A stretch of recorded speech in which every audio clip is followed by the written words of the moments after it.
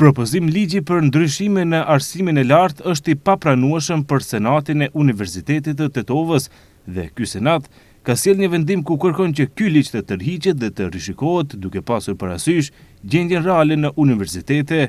Nga 13 fakultete, nga 13 këshilla mësimore shkencore janë dërguar në Këshill të Rektoratit të gjitha vërejqet, të cilët janë të miratuara në Këshill të Rektoratit dhe në Senatin e Universitetit të Tetovës.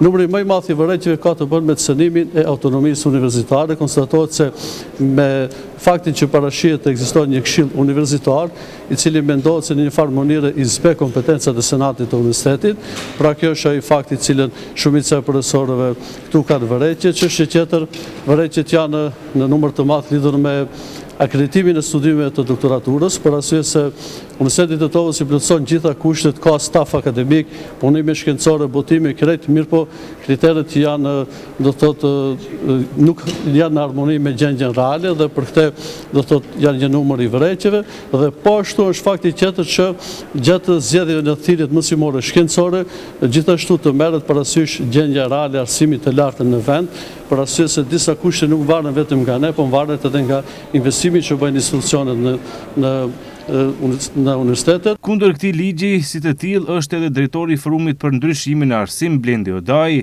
Sipas tij, ky ligj në mënyrë jo transparente është publikuar për edhe cënon autonominë e universiteteve.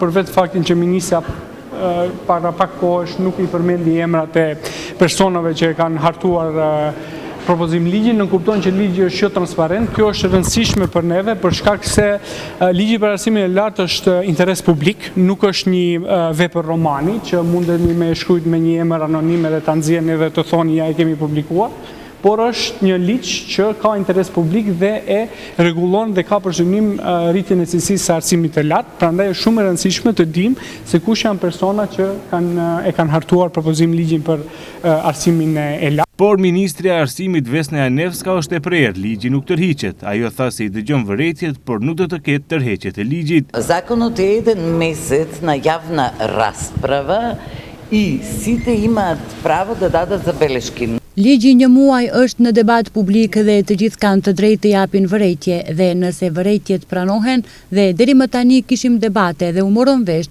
që çka do të pranohet, por ligji nuk do të tërhiqet dhe nuk duhet të tërhiqet, pasi që bën të ardhmen për të rinjët tanë. E pyetur se kush janë emrat që e kanë shkruar këtë ligj, Ministri i Arsimit nuk pranoi që të tregojë të njëjtit, pasi që sipas saj ata janë emra të njohur dhe u cënohet integriteti akademik.